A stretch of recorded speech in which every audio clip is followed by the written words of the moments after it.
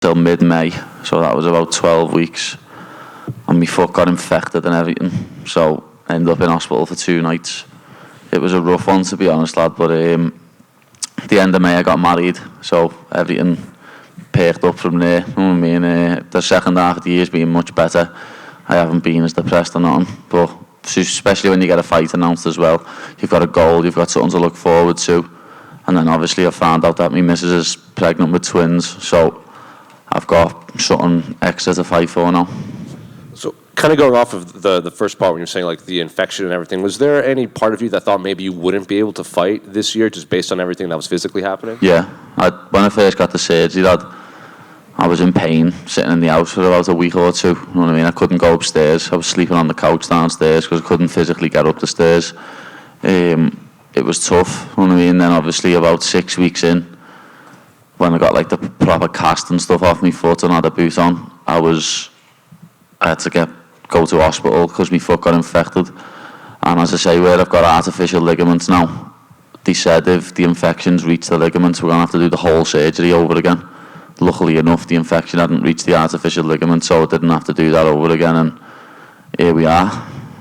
And then you mentioned obviously not being able to train, and you felt depressed and everything. I'm sure you saw Alex Volkanovski's comments after his last loss, where he just said like not having a fight lined up, just not having something to work on, just kind of weighed mentally on his head. Could you kind of relate to what he was? Oh yeah, 100%. Alex is spot on. When you haven't got like a date or a fight to focus on, as a fighter, you don't know what to do with yourself. You know what I mean? When I was sitting on the couch for 2 months, I was just like, wow, what am I doing here? You know what I mean? You're just sitting there with your own thoughts, and it's not nice, to be honest. It's really not nice. So the fact that I had my wedding to look forward to, and then after that I could get back in the gym. You know what I mean? I started training again in like June, and I've just been focused on training since. So like June, July, August, September, I was just training to get myself better. You know what I mean? Get back in fight shape, get myself better, and I kept my weight down a bit. And when they came to you with Tony, was that kind of best case scenario for you? Like obviously one of the more popular names in UFC history, and trying to erase the image of last fight against a big, exciting name like Tony Ferguson? Yeah, of course. As I always say, I'll never say no to a fight. So when his name was on the contract, I signed it. The funny thing was there was a fake card going around, wasn't there, for UFC 296 with like McGregor on and O'Malley, and it was me versus Tony. So I was getting asked by everyone, "You're fighting Tony Ferguson, you're fighting Tony Ferguson." I was like, nah, you know, lad, nah. And then literally 4 weeks later or something, I got a contract through with Tony's name on. But yeah, as I say, it's an honour to be able to fight Tony Ferguson, one of the best lightweights of all time. When I was a kid watching the UFC at like 15, 16, when I just started training, like he was in the UFC then, I was watching him fight then, so it's like that cliche saying, when your heroes become your rivals. But it's one of them, lad. Even I want to see Tony go out on a win, but I can't let him do it at my expense, lad. It's not happening. Then in his fight, like especially against like his Justin Gaethje fight, he was pretending to throw sand. He was doing all of this other odd things in there. So did you see that, and how do you prepare for something like so unexpected like that?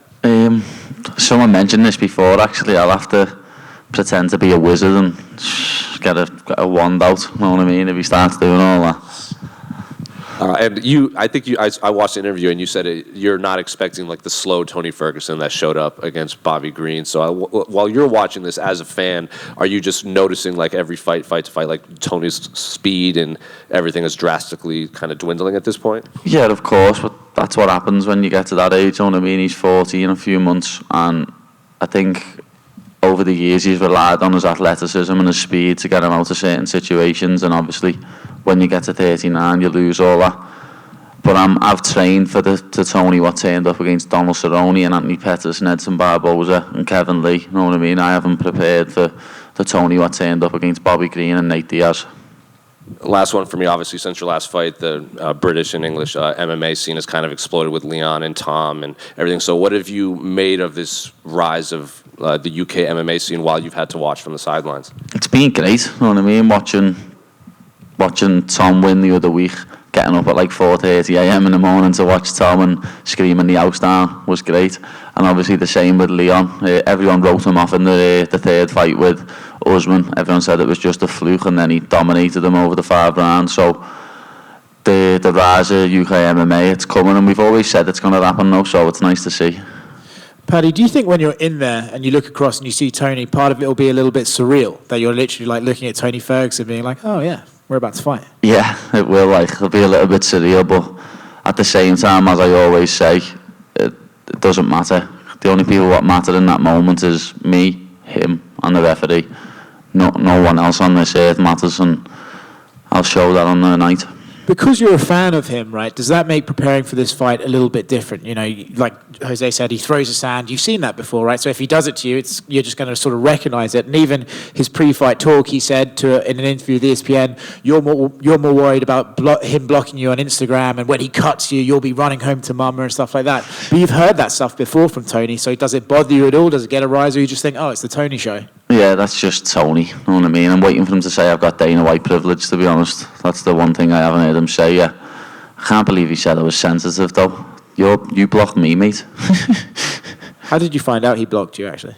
One of my mates said to me, Tony's on his way to Vegas.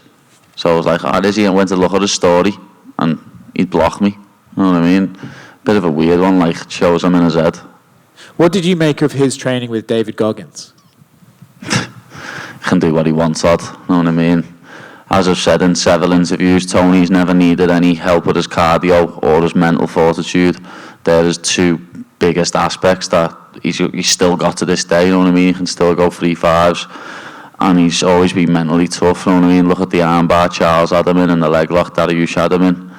So, if that's what he feels he needs to do to beat me, go and do it, mate. It's not going to help you on Saturday night. I feel like you're aware of this as well, that the fan reaction to you before your last fight and after that last fight did a massive 180, and I think you got as much criticism as I've seen anyone else get in this sport from that. How much of this win are you excited to do, to be able to say, I'm here, I'm winning, and no matter what you say, you guys can't stop me from doing that? Yeah, it's going to be nice to shut a lot of haters up, you know what I mean? It is. It's going to be lovely. I can't wait to do it. I really can't, lad. That's why it was even worse the first couple of months after I'd done my last fight, because if I would have got injured after the Leather fight, it wouldn't have been like that, you know what I mean? It would have been just plain sailing. People would have been up my arsehole. But when you get injured after having a very close fight and a performance like that, after saying I was going to dismantle him, which I would have if I didn't get injured in the first round, then it's a lot different. Paddy, just behind Oscar here. I saw you meet Cody Garbrandt at the PI. Did you explain to him the difference between a Scouser and a Sorcerer? Well, I done that last year when I met him here last year, to be honest. But Cody's one of the nicest dudes in MMA, lad. Whenever I see him here, he's always very welcoming, as he lives here now, and he's just a cool dude, lad. And you sharing a card with Ian Gary for the first time. You both sort of made your debuts a similar time. What are your thoughts on him as a fighter? Do you think he could be a champion? Yeah, he could, of course. Like, that welterweight division's wide open, especially if he beats Luque. He'll go into the top 10, or he's already in the top 10. He'll go higher up in the rankings. Finally, you got called out by Dylan Dennis. He wanted to make his UFC debut against you.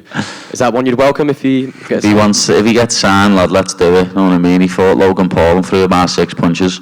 He threw more punches at security guards than he did Logan Paul. Thank you. Patty, over here to your right.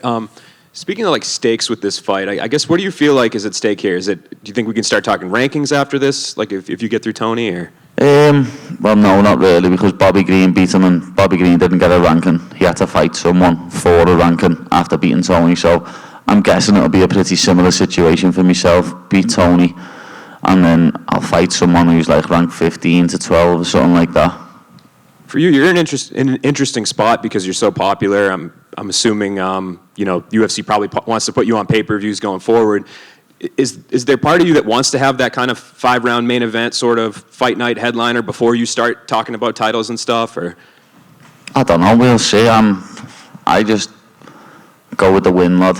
Whatever the UFC asks me to do next, I'll probably do it. As I say, I won't ever say no to a fight. So if the UFC offer me a 5-round main event, I'll probably take it. If they want me to fight on another pay-per-view card, I'll probably take it. Thanks. Paddy back here.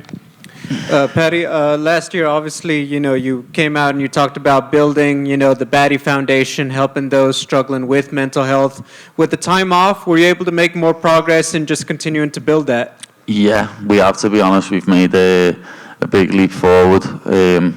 With the help of my manager Graham Boylan this year, we've raised nearly £80,000, and we're going to be putting that to good use in my city first and foremost. We'll be helping some kids on Christmas Day this year, and we'll be doing a lot more in the coming months.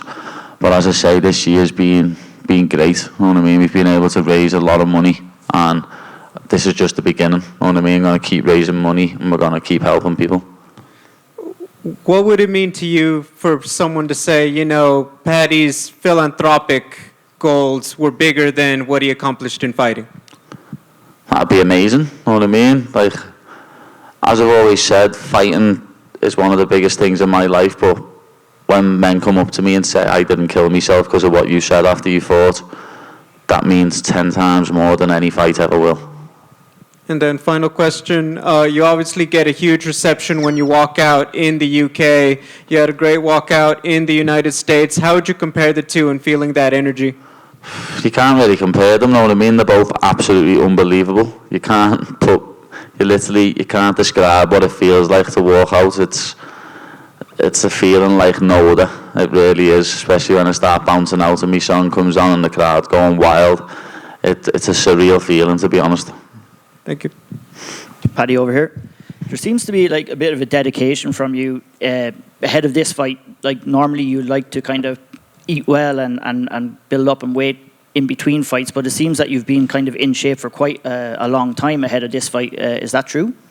Yeah, you could say that, because I haven't had any fights this year, lad. So last year when I fought in March, I blew up a little bit in April, and then I had to get my weight down for July. Same again after I fought in July.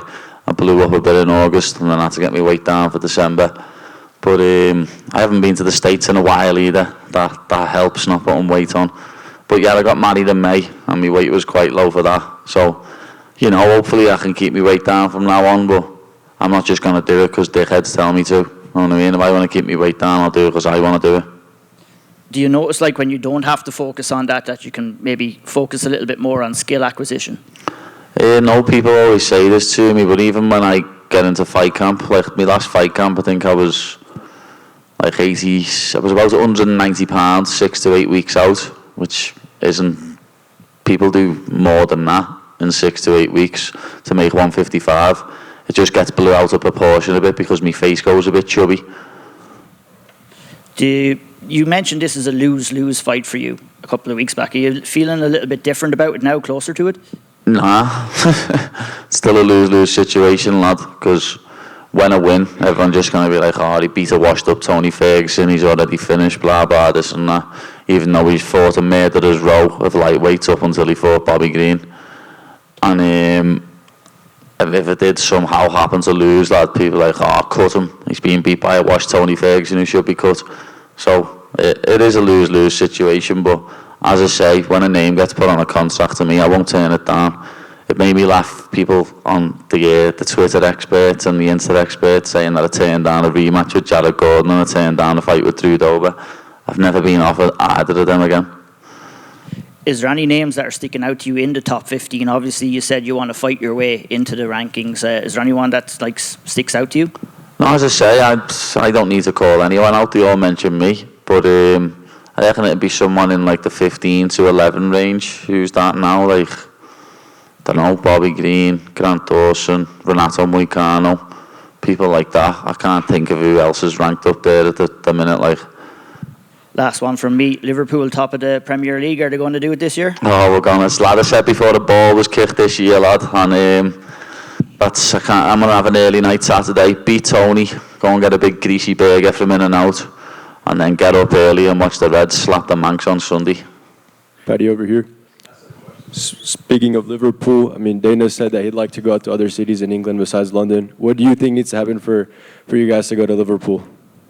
Well, you'd have to use a stadium, for one, because the arena there isn't big enough. And I know a couple of people at Liverpool Football Club now behind the scenes, and they've said they're happy to accommodate for it. You know what I mean? So, summer 2024 or 2025, well, I can get Dana in touch with the CEO of the club and he can get it sorted. One of the biggest crowds you've ever seen, be about 60-something thousand with the seats on the pitch. And obviously, you've became a big star inside the promotion. But if you were to headline an event at Anfield, is that like the moment where you sit back and say, "I've made it"? Yeah, that'd probably mean more to me than winning a belt, to be honest. And last one, another person you ran into is Sean Strickland. How was that exchange like? Oh, he's hilarious, lad. Sean Strickland's one of the funniest dudes ever. He's a legend already, and he's, as I say, bumped into him, had a little chat with him, and that he's absolutely hilarious. Paddy, right next to him. You had said that you have twins due in May, and you've got more to fight for. When you say that, what do you really mean by that, and what is the significance of being a father of twins? So obviously, if I don't win this fight, I only get half the money, lad. You know what I mean? If Tony's trying to beat me, he's taking food out my unborn baby's mouths. So that's not happening. And everyone says, like I've always said to people, getting your hand raised in the cage is the best thing in the world. Nothing compares to it. And like the only thing that maybe could compare to it is watching your children get born. And I'm going to have that times 2, lad, in a couple of months. So I can't wait to meet my little baby girls, and they'll be in the venue. They'll be in the venue watching in my wife's stomach. So it's going to be a good one. Awesome. Thank you. Good luck Saturday. Thank you.